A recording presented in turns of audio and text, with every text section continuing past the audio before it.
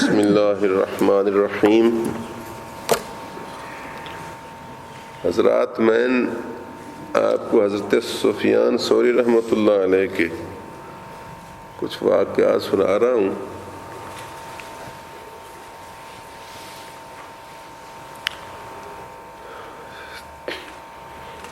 غالباً اس سلسلے میں پہلے بھی میں نے آپ کو سمجھایا ہوا ہے،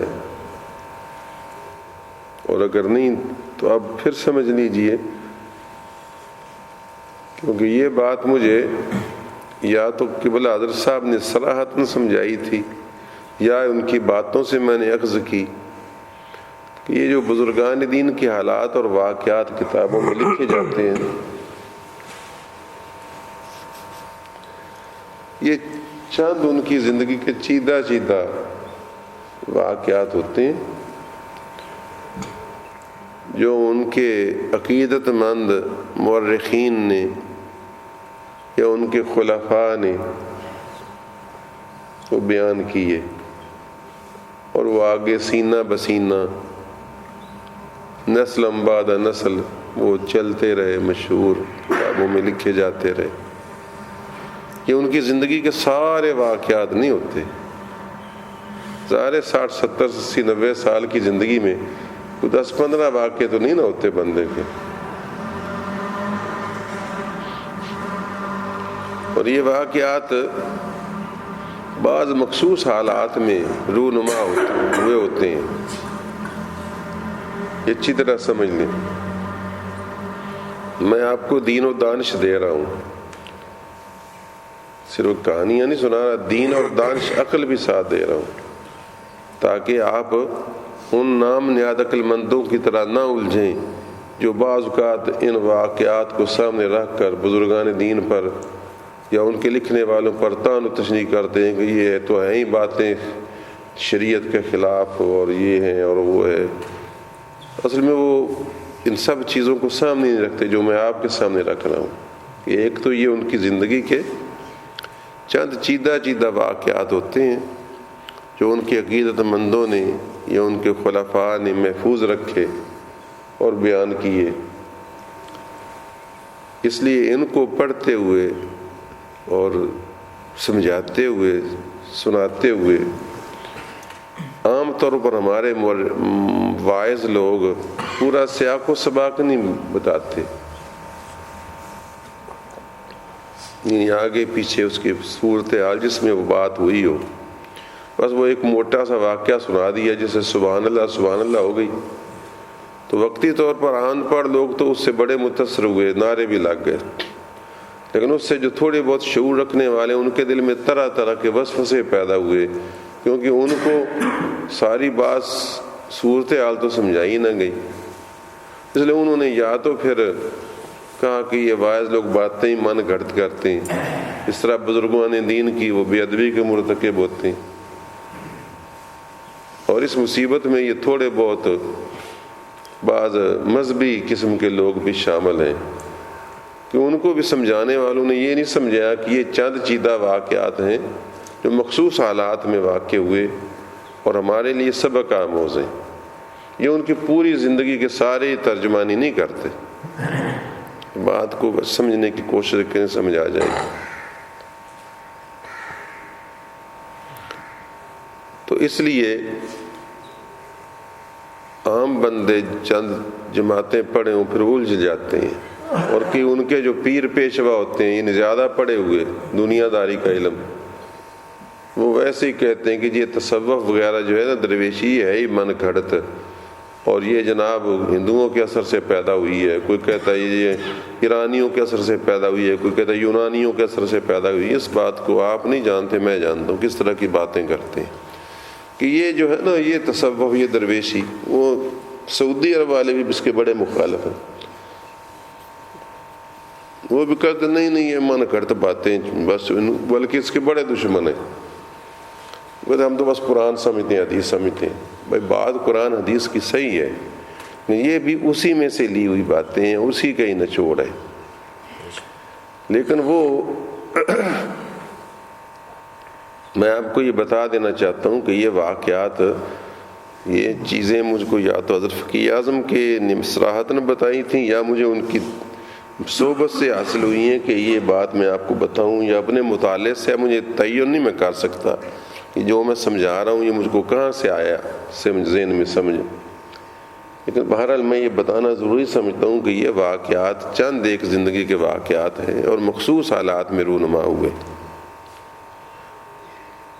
اس کی مثال ہے کہ عام میں سے کوئی میرے پاس جی کوئی تحفہ ہدیہ لاتا ہے، جی 500 روپے یا حفصہ بھی میں آپ کی خدمت کرنا چاہتا ہوں. میں کہوں میں نہیں میاں لے جو، میں تو اللہ کی رضا کے لیے کام کرتا ہوں تو میں نہیں لیتا.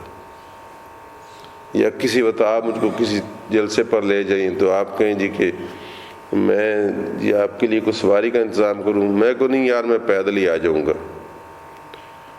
تو یہ ایک واقعہ ہے ایک وقت کا، اس کا کوئی مخصوص پس منظر ہوگا کہ میں نے جس کو جو کہا کیوں کہا، اس وقت کیا حالت تھی کیفیت تھی، جس سے کہا وہ کیسا شخص تھا. تو یہ ساری باتیں نہیں بیان کی گئی. اب آپ اس سے یہ لگائیں کہ اب صاحب ساری عمر کی سے کچھ بھی نہیں لیتے تھے تو یہ غلط ہوگا، نہیں سمجھے.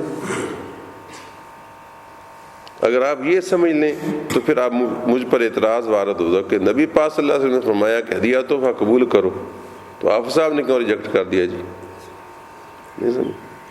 اور نبی پاک نے جو فرمایا کہ کوئی ہدیہ تحفہ پیش کرے تو قبول کرنا چاہیے، بلکہ آپ نے فرمایا تحادو تحابو، ایک دوسرے کو ہدیہ دیا کرو تاکہ محبت بڑھے. اگر کسی نے محبت بڑھانے کے لیے ہدیہ دیا تو میں نے کہاں ٹھکرایا، پیدا ہوگا نا سوال. تو اس کا مطلب یہ ہوا کہ وہ جو بات کی گئی وہ کسی مخصوص حالت میں مخصوص پس منظر میں مخصوص بندے کے لیے کی گئی ہے، اور وہ ہمیں اس سے صرف یہ سبق لینا چاہیے کہ بندے کو حرص و ہوا کا پیکر نہیں ہونا چاہیے. نہ بھی لے تو کوئی بات نہیں، اگر صورتحال ایسی ہو کہ نہ لینا مناسب ہو تو نہ لیا جائے. تو وہ ایک مخصوص کیفیت کی بات ہے. یہ نہیں ہے کہ وہ مثلا سفیان ثوری رحمۃ اللہ علیہ کی کل میں نے بات غالباً جو آخری سنائی تھی وہ یہ تھی کہ ان کا ایک دوست تھا، وہ فوت ہو گیا، اس کے بیٹے کو وراثت میں مال ملا، اس نے 200 درہم حضرت کو بھیجے کہ یہ آپ قبول فرمائیں، میرے باپ کی پاکیزہ کمائی میں سے ہیں. تو آپ نے فرمایا کہ یہ واپس کر دیا. فرمایا کہ میں دینی تعلق کو دنیا کے مفادات میں نہیں ڈالنا چاہتا. یہ میرا اس کا دین کی وجہ سے تعلق تھا، تو دینی بھائی تھا، نیک تھا، اللہ توبہ کرتا تھا، یا اللہ توبہ پوچھتا تھا، یا میں اس کو اللہ توبہ بتاتا تھا، یا وہ مجھ کو اللہ توبہ بتاتا تھا. تو اب دینی تعلق کو پیسے میں نہیں لانا چاہتا کہ اس میں یہ. اب یہ خدا نخواستہ یہ ایسی بات نہیں کہ اس کا مطلب یہ سمجھا کہ سفیان ثوری نے ساری عمر کسی سے کچھ قبول ہی نہیں فرمایا. آپ خود بتائیں کیا یہ معنی ہو سکتا ہے؟ یہ معنی نہیں ہو سکتا. اگر یہ معنی لیا جائے تو پھر تو معنی ہو کہ حضور صلی اللہ علیہ وسلم کے حکم بھی انہوں نے خلاف ورزی کی کہ آپ صلی اللہ علیہ وسلم خود تحفہ ہدیہ قبول فرما لیتے تھے کہ نہیں جی. تو یہ ان کی زندگی کے بعض واقعات ہوتے ہیں جو مخصوص حالات میں رونما ہوتے ہیں، اور اس وقت وہ اس حوالے سے وہ درست ہوتے ہیں. ہمیں ان سے صرف اتنا ہی سبق لینا چاہیے کہ ہمیں دنیا کی حرص و ہوا نہیں ہونی چاہیے. نہ بھی ملے نہ بھی لیے جائیں تو کوئی بات نہیں، بلکہ اگر دیکھ لیں کہ وہ بندہ جس کی طرف سے آئے ہیں ایسا دینے سے اس کا کوئی نقصان ہو سکتا ہے روحانی، یا میرا کوئی نقصان روحانی ہو سکتا ہے، تو اس وقت نہ قبول کیے جائیں. اب یہ اس شخص کا کام ہے جو بزرگ ہے، جو اس مسند ارشاد پر بیٹھا ہے کہ وہ سمجھے کہ مجھے اس وقت کیا کرنا چاہیے. جائیں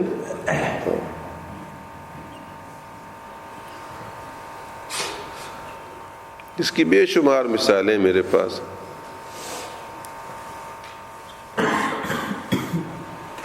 پرسنل بھی ہیں، یہاں بیٹھے ہوئے لوگوں کی بھی دے سکتا ہوں، لیکن پھر وہ بات بے تکی لمبی ہو جائے گی. تو اس طرح یہ موقع کے مطابق بات ہوتی ہے. تو خدا را آپ بھی کبھی ہو سکتا ہے آپ کی محفل، آپ میں سے بعض لوگوں کی محفل طرح طرح کے لوگوں سے ہوتی ہے، کہیں وہ بات سنائیں اور سنانے کا طریقہ بھی نہیں ہوتا آپ کو میری طرح تو بےتکی سی کر کے سنایا اور وہ کہ نہیں یہ تو ہو ہی نہیں سکتا، یہ کیسے ہو سکتا ہے، اور وہ بھی نتیجہ اپنی مرضی کا کرے جی، وہ کبھی سے کسی نے کچھ لیا ہی نہیں لیتے تھے، اس طرح کہہ دے تو وہ کہنے والا کہے گا لو جی یہ کیسے ہو سکتا ہے، نبی پاک تو ود گیا ہو۔ تو اس طریقے سے یہ ملاؤں کے جھگڑے نا اسی طرح کے ہیں، یہ جو ملاؤں کے جھگڑے ہیں، نہیں سمجھے، یہ جو ملاؤں کے جھگڑے ہیں یہ اسی طرح سے کہ وہ ایک بات پکڑ لی اس کے پیچھے پڑ گیا، اس نے اس کی ایک بات پکڑ اس کے پیچھے پڑ گیا، فساد مچایا، لینا عوام نو پتہ سوری کو نہیں، غریب انہوں سمجھ نہیں آتی بھی کہ اللہ کہڑے پاسے تے رسول کہڑے پاسے۔ تو اس سے بڑا نقصان ہوا ہے۔ بس میں نے احتیاطاً کہہ دیا کہ آگے ایک دو بات پھر آ رہی ہیں، میں نے کہا پہلے ہی سمجھا دے یار، اب میں غور کرتا ہوں کہ وہ کون سی بات ہے۔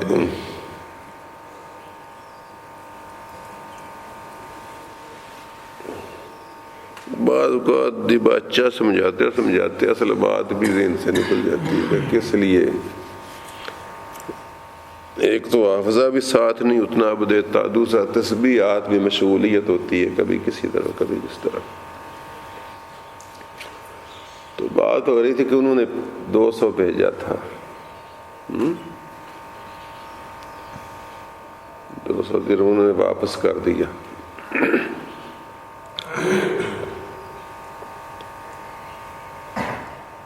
خیر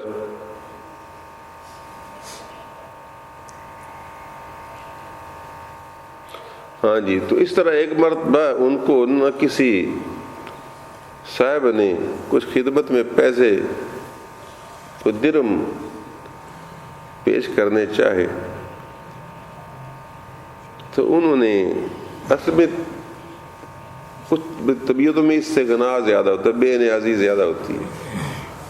وہ یہ بھی ہوگا کہ سفیان ثوری رحمۃ اللہ علیہ کی طبیعت میں ذرا بے نیازی، فقیر کئی قسم کے ہوتے ہیں نا، کئی فقیر زیادہ بے نیاز ہوتے ہیں، صفت سمدیت کا، اللہ کی صفت سمدیت کا بیان بے نیازی کا زیادہ پرتو ہوتا ہے کہ نہیں کچھ بھی نہیں قبول کرتے۔ تو اس نے کچھ درہم پیش کیے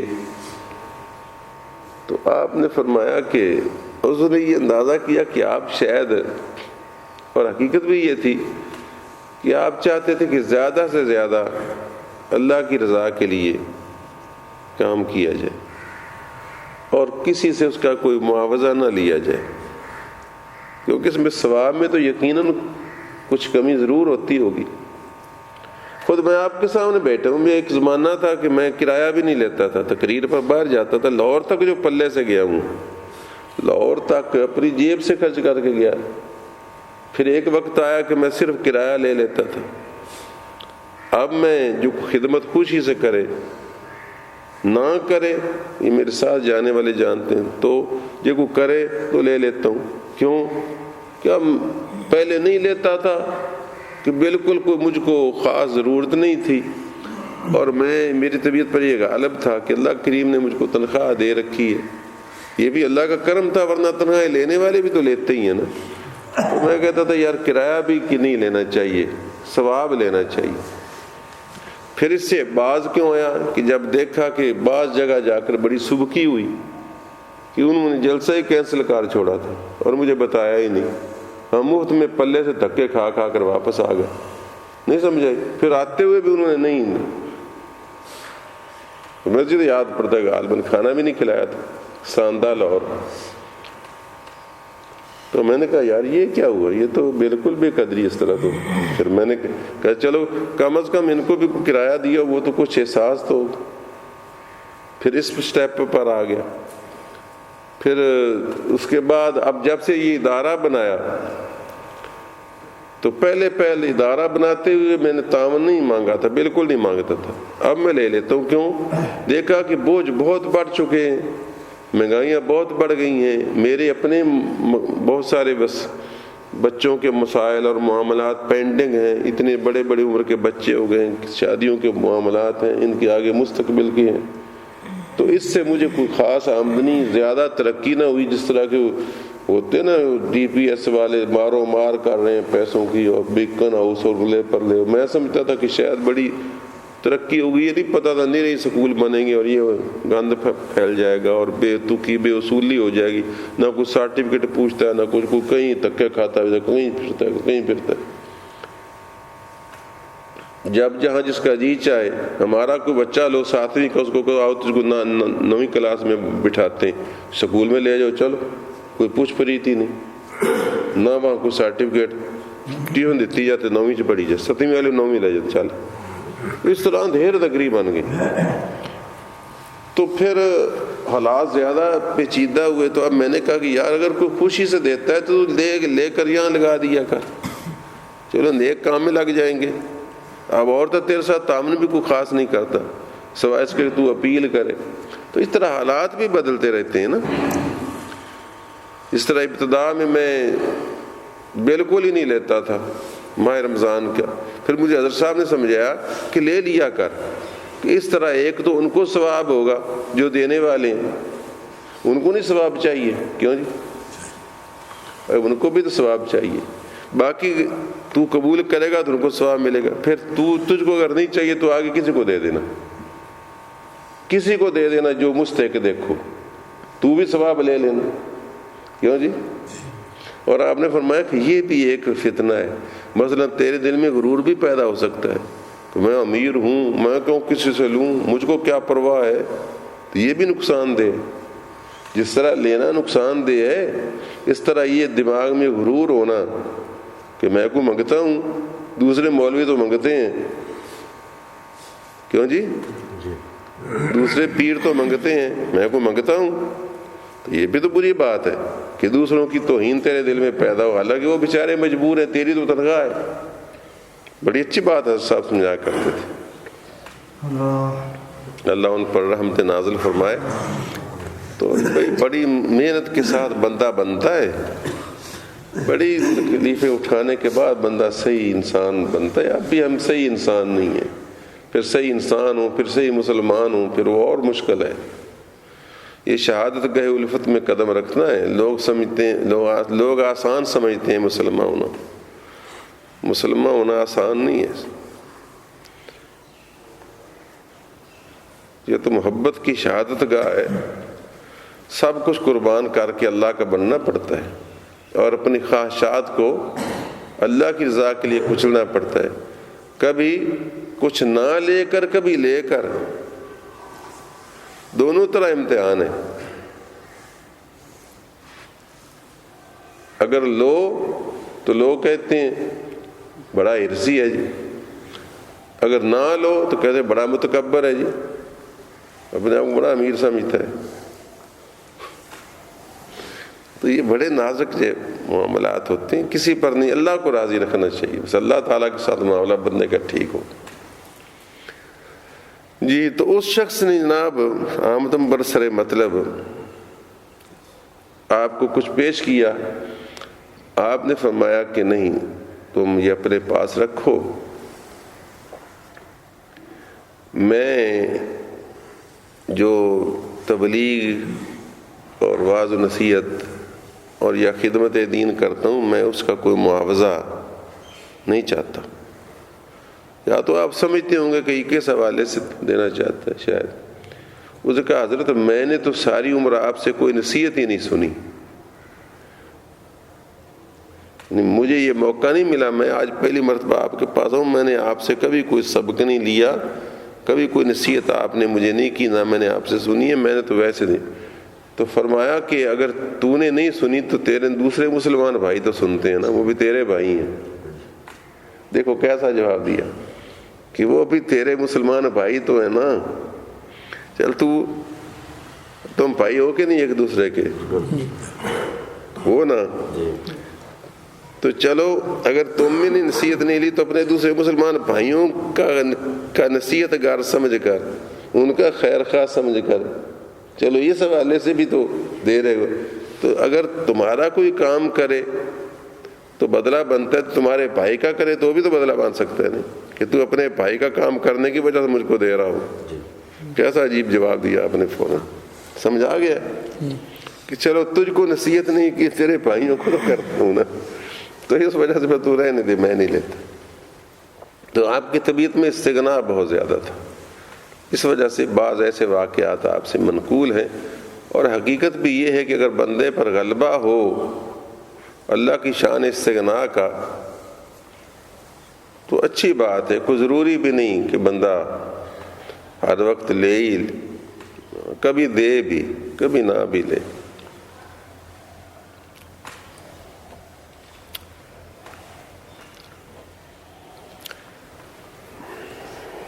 اور ان کی ایک اچھی سی بات، پیاری سی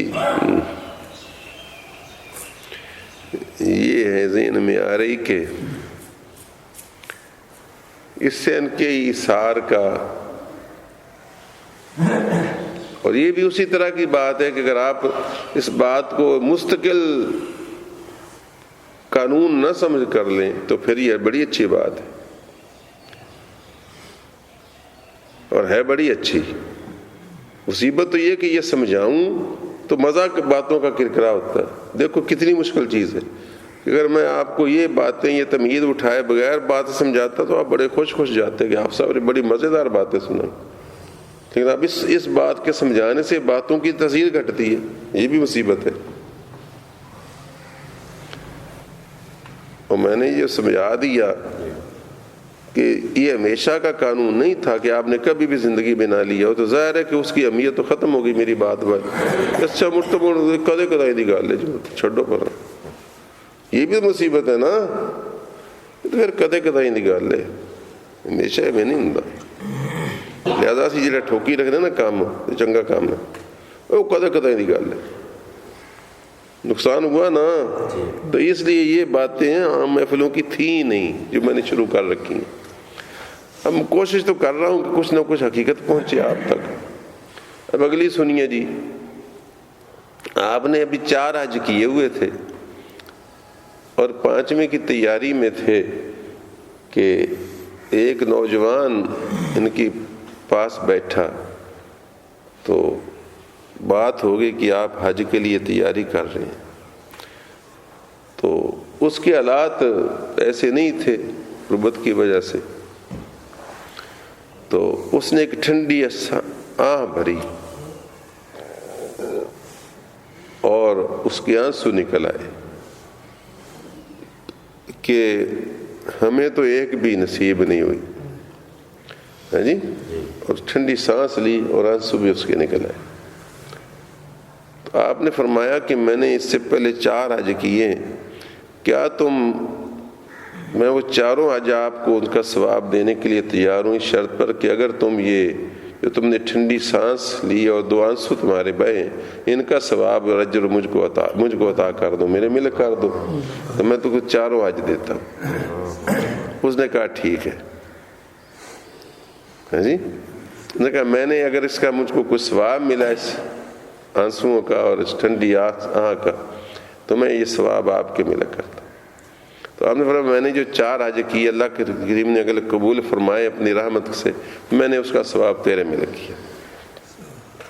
اگلی رات خواب میں سوئے تو دیکھا کوئی کہنے والا کہہ رہا ہے کہ اے صفیہ آپ کو دینے کے لیے تیار ہو جاؤں، یا آپ ہر حاجی کو کہیں کہ حاجی صاحب میں ایک ٹھنڈی سانس بھرتا ہوں اور روتا ہوں، کہ روتا ہوں کئی پڑھتے ہیں تو آپ حج ہمیں دے دیں اور وہ ضرور سودا ہی کرے.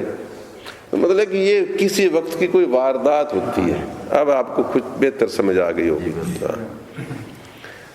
تو یہ بزرگان دین کی زندگی کے بعض واقعات ہوتے ہیں جو کسی وقت رونما ہوئے، اور وہ کوئی مرحلہ تھا، کوئی خاص کیفیت تھی، کوئی قبولیت کی، یا وہ شخص اس قابل تھا جس نے ٹھنڈی سانس لی. اب تو آپ جانتے ہیں کہ سب بڑی عمر کی بوڑھی عورتیں ٹھنڈی سانسیں ہی بھرتی پھرتی ہیں. بھی اسی بھی سونے دا مزار ویکھیے، اسی بھی سونے دا روزہ ویکھیے، تو نہ نماز پڑھدیاں نہ کچھ. انہوں نے بندہ حجاں دے سودے کردا پھرتے، ایویں نہیں کام بندا. اور اگر کوئی کر لے تو اس طرح بھائی بن بھی جائے، میں کیا کہہ سکتا ہوں. یہ تو وہ جانے، اس کے بندے جانے. میں نے تو آپ کو ایک بات سنائی کہ ایک اللہ کے بندے نے ایک مرتبہ یوں بھی ایثار کیا اور یہ کچھ بعید بھی نہیں ہے، اگر واقعی کوئی درد مند ہو اور بندے نے ڈھیر سارے عمرے کیے، ثواب کیے، تو کوئی اس کو دے کر سودا مار لے تو شاید آج بھی قبول ہی ہو جائے۔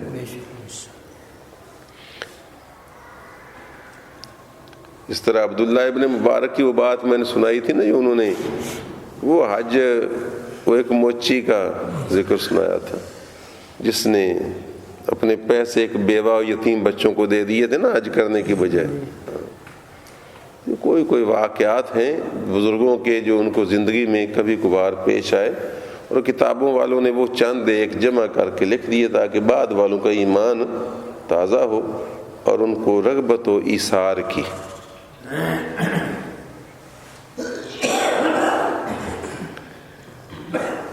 تو آپ نے ایک یہ سودا بھی کر لیا تھا۔ اسی طرح کا ایک اور بھی بڑا پیارا سا واقعہ تھا، اس کے بیان میں ذہن سے نکل گیا۔